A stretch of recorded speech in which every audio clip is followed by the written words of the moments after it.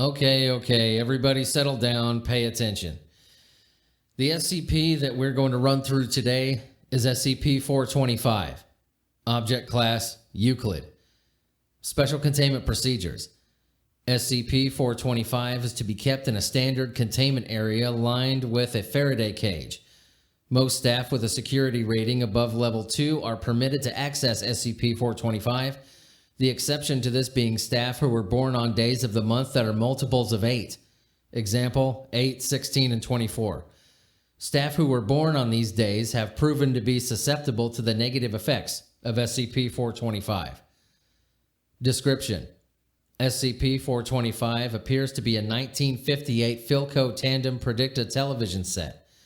It was first reported in 1963 by the owner of the unit, Mrs. Originally contacted the FBI regarding the SCP, stating that it had begun to behave erratically at certain times. She reported to the FBI that her son had begun having terrible nightmares and had scratched the infinity symbol equals 8 on the left panel of the television set. Mrs. further reported that although she had unplugged the set, it continued to broadcast without power at certain times during the day. Embedded Agent became aware of the situation and brought SCP-425 to the Foundation. SCP-425 was brought in and studied for 6 weeks by SCP staff with no conclusive findings.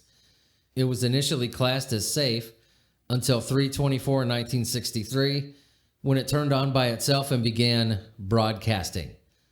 Of the 5 staff that were in the room at the time, 4 experienced a shared vision of what they described as infinity. They also reported hearing in a tonal sound that seemed to come within the walls. These 4 staff members, while somewhat alarmed by the experience, felt a general sense of well-being.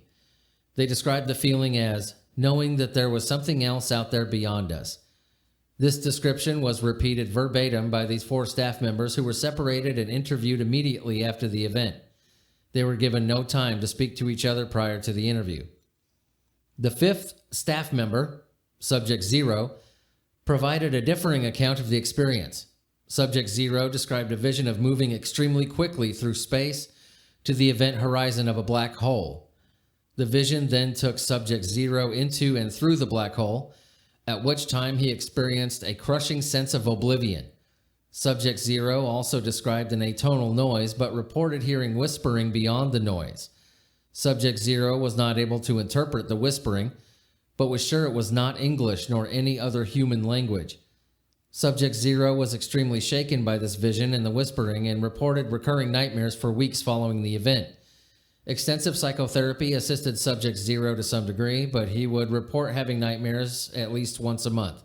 He also reported that he no longer took comfort in the company of others and felt lonely even with groups of friends.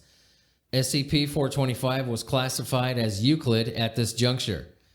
Further study revealed that on the 8th, 16th, and 24th day of each month, SCP-425 broadcasts for a period of 8 minutes at some time in the evening, generally between 2000 and 23:24. It will broadcast only once during this time.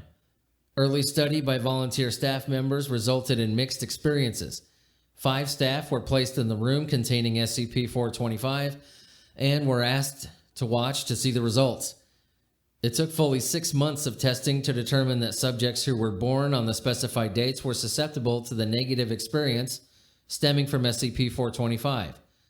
Of the 23 subjects who experienced the Oblivion vision, 17 had results mirroring those of Subject 0, 4 requested reclassification and amnesia treatment, 1 left the site containing SCP-425 and was never seen again, and 1 reported no ill effects. See Addendum. At this point, SCP-425 was placed in a Faraday cage and no staff member born on one of the above noted days has permission to access it. When in its enclosure, SCP-425 will turn itself on but not broadcast. It is assumed that the broadcasts are non-terrestrial in origin, but efforts to pinpoint the source of the transmission have proven fruitless. Addendum. On 8/8/1971, staff member had what was described as a grand mal seizure at the staff canteen. Medical scans showed that Mrs. brain had a massive lesion in the shape of a nonagon on her frontal lobe. She was otherwise fit, and there was no evidence as to how she suffered this injury. Mrs. was placed under medical observation. On 8/16/1971, Mrs. began to speak in an unknown language for a period of 8 minutes. When questioned, she was unable to explain why or what she had said.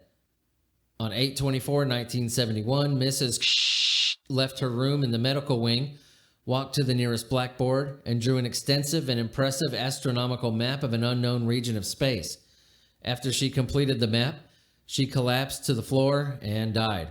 Autopsy results showed no biological reason for her death, and the study of her frontal lobe showed that the nonagonal lesion has ceased to exist. All right, ladies and gentlemen, that was SCP-425. You're dismissed.